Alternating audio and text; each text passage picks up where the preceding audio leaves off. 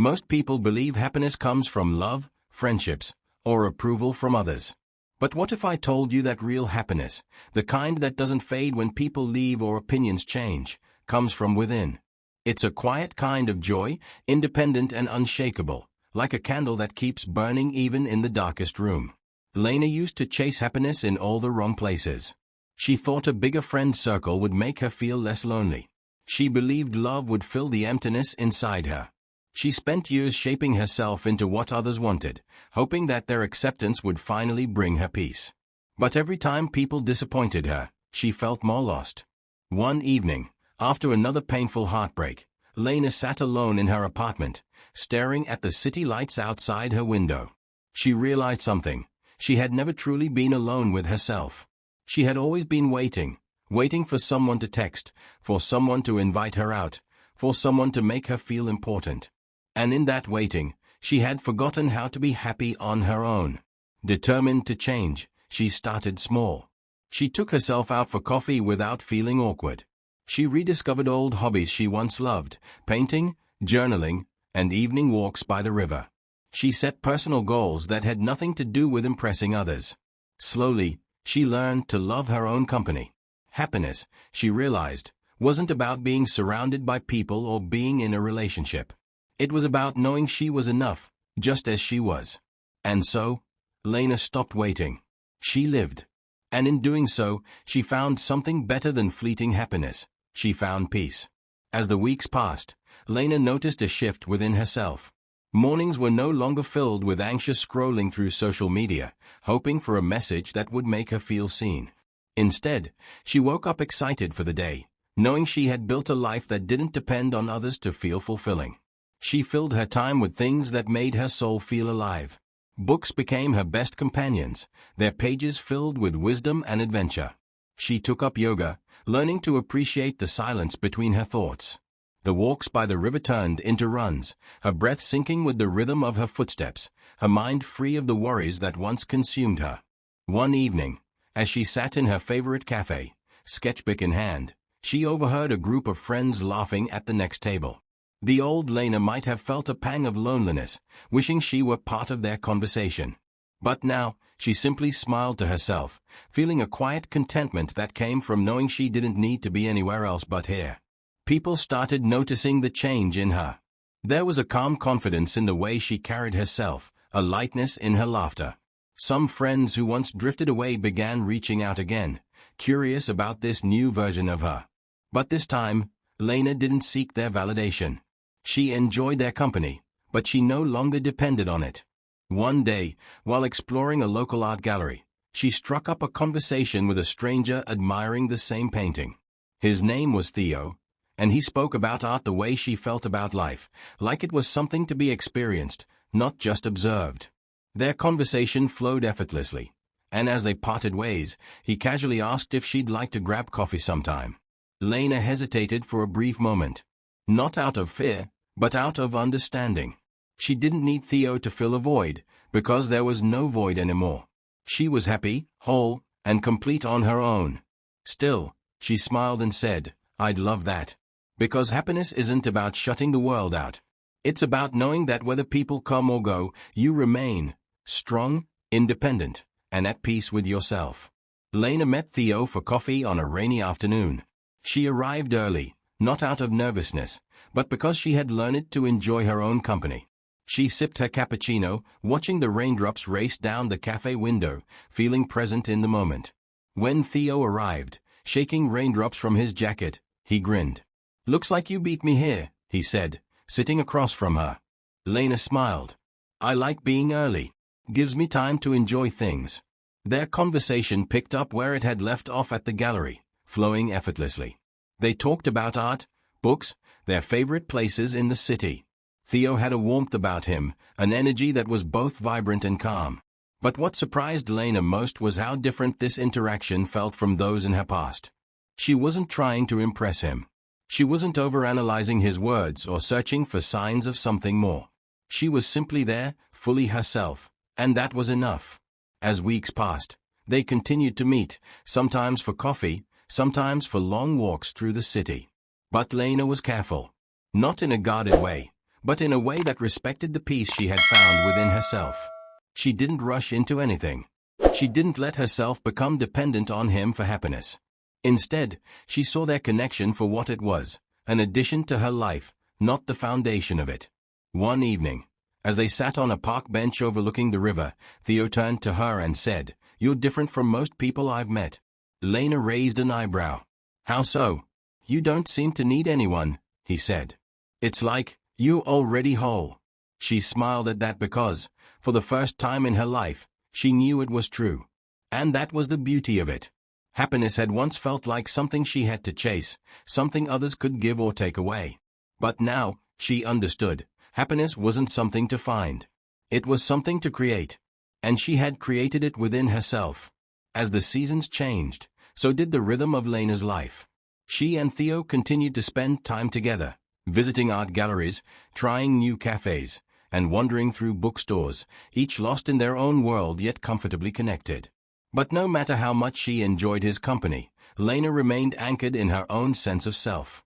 One evening, as they walked along the riverbank, Theo paused. "Can I ask you something?" Lena turned to him, curious. "Of course." He hesitated for a moment before saying, "Have you ever been in love?" The question didn't unsettle her like it once might have. She thought about it carefully before answering. "I used to think I was," she admitted. "But back then, I confused love with needing someone. I thought love was about finding someone to complete me. Now, I realize love should be about two whole people choosing to share their lives, not about filling empty spaces in each other." Theo nodded, absorbing her words. "That's rare," he said. "Most people don't see it that way." Lena smiled, looking out at the water. "I guess I had to learn the hard way." A comfortable silence stretched between them, filled only by the sound of the river lapping against the shore.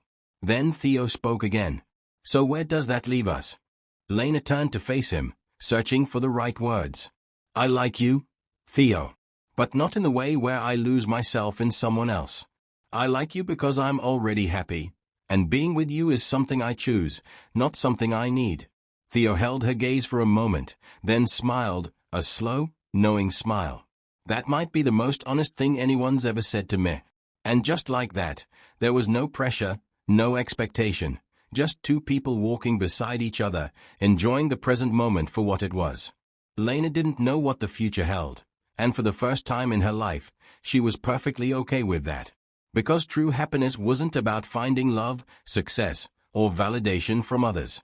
It was about knowing that no matter where life took her, she would always be enough. And that was a love story in itself, the one she had written with herself. As winter settled over the city, Lena found herself cherishing the quiet moments even more, morning walks in the crisp air, the soft glow of streetlights on snowy evenings, and the simple pleasure of curling up with a book by her window. She and Theo continued to see each other, but there were no labels, no expectations, just an understanding between them. One afternoon, as they sat in their usual cafe, Theo glanced up from his notebook. "You ever think about leaving the city?" he asked. Lena stirred her tea, considering his question. "I used to think I needed to run away to find happiness. Like a new place would magically change everything. But now, I think happiness is something you carry with you, no matter where you go." Theo grinned. "That's poetic." She smirked. "It's the truth." But the question lingered in her mind. Not about running away, but about growth. Was she still challenging herself? Was she still discovering new parts of herself? That evening, she opened her journal, flipping through pages filled with thoughts, sketches, and dreams. A long-buried idea resurfaced, traveling alone, experiencing the world on her own terms. Before, she would have been too afraid. But now, she was ready. A few weeks later, she booked a trip to a small coastal town, a quiet getaway where she could immerse herself in new experiences. When she told Theo, he didn't seem surprised. "I had a feeling you'd do something like this," he said. She tilted her head. "What do you mean?" "You're not the type to stay still for too long," he said with a small smile.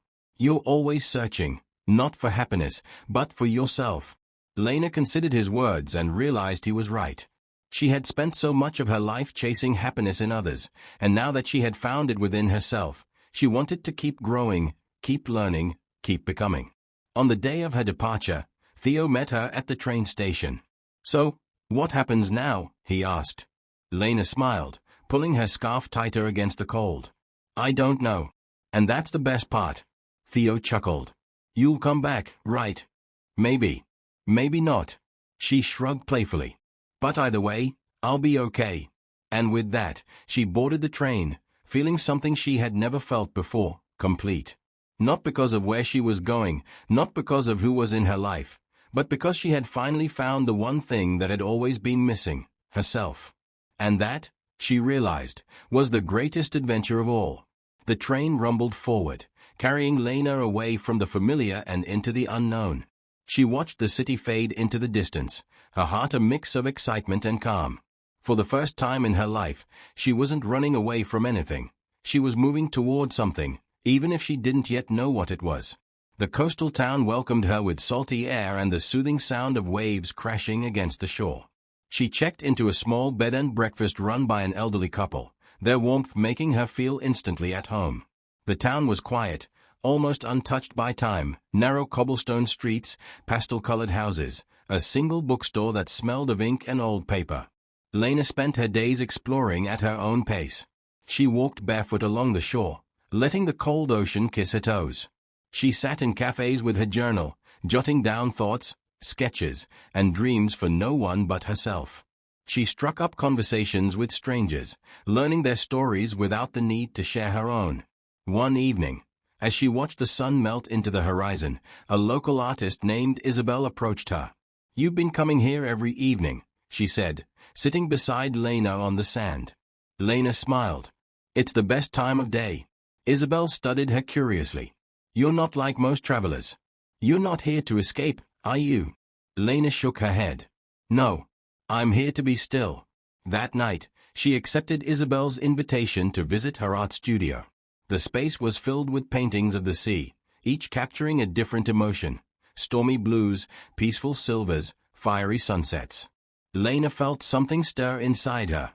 She hadn't painted in years. "Do you want to try?" Isabel asked, offering her a blank canvas. Lena hesitated, then picked up a brush. She let go of the idea of making something perfect and just let herself create. Hours passed in quiet concentration, the strokes of color becoming an extension of herself. When she finally stepped back, she saw a reflection of her journey, soft, untamed, endlessly evolving.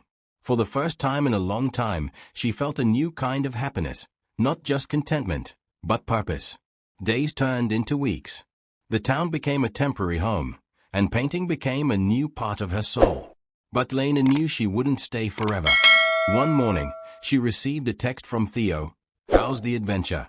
She smiled, staring at the message for a moment before replying, "Still writing it."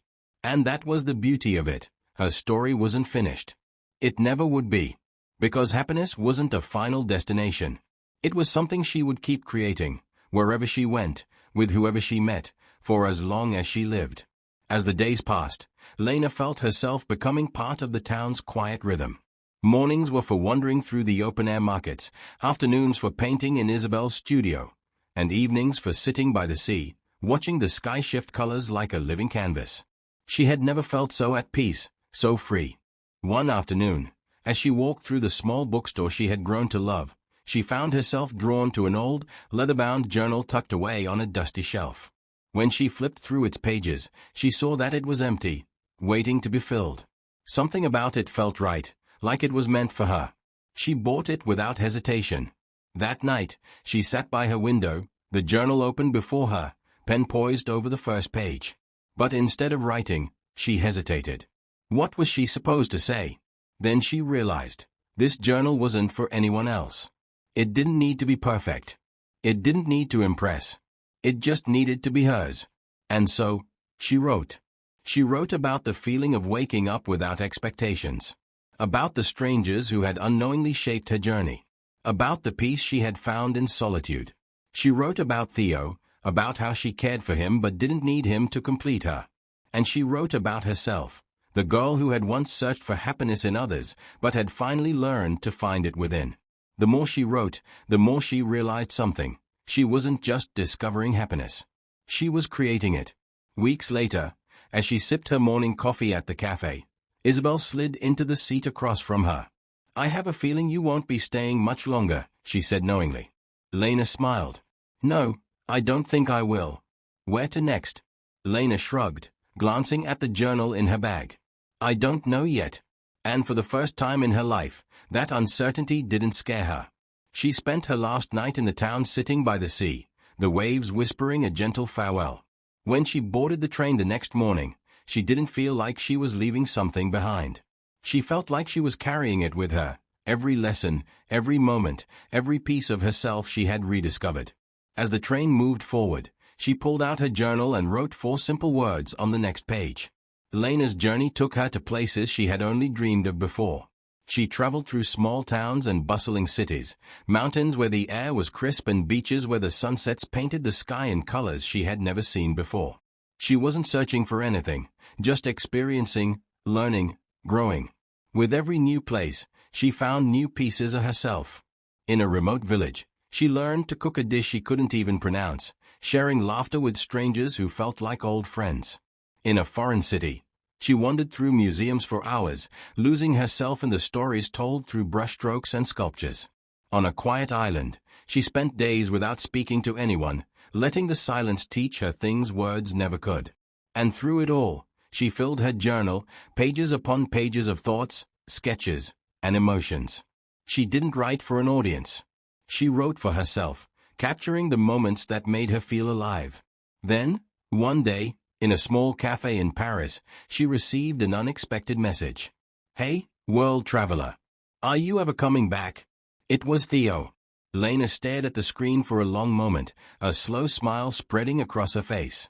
She hadn't spoken to him in months, but somehow, she wasn't surprised to hear from him. Theo had always understood her in a way most people didn't. "I don't know," she typed back honestly. "Why? Do you miss me?" A few minutes passed before his reply came through. "Maybe a little. Or maybe I just want to hear about all the places you've been." She laughed softly, shaking her head. Theo had always had a way of keeping things light. But as she stared at his message, she realized something. She did want to see him again. Not because she needed him, but because she wanted to share her journey with someone who would truly appreciate it. "Tell you what," she wrote. "Meet me somewhere new." A pause. Then, "Name the place." Lena leaned back in her chair, tapping her pen against her journal. There was something thrilling about the idea, choosing a place not just for herself, but for the adventure they could share. And so, she typed 2 words. Lisbon. 3 weeks. She hit send, her heart light, her mind open. Whatever happened next, she knew one thing for sure: her journey was far from over. And neither was her story. 3 weeks later, Lena stood in Lisbon's Praça do Comércio, the golden light of sunset casting long shadows across the square. The city buzzed with life, street musicians playing soft melodies, the scent of fresh pastries drifting from nearby cafes, waves lapping against the docks in the distance. She had arrived 2 days earlier, giving herself time to explore before meeting Theo. She wandered the narrow streets of Alfama, got lost in bookstores filled with stories in languages she barely understood, and sketched the intricate blue tiles that lined the buildings.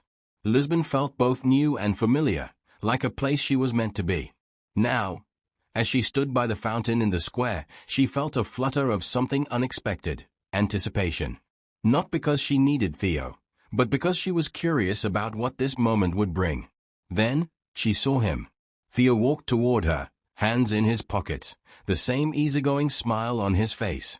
He looked the same, yet different, maybe because she was different now. "Didn't think you'd actually pick a place," he teased as he reached her. Lena smirked.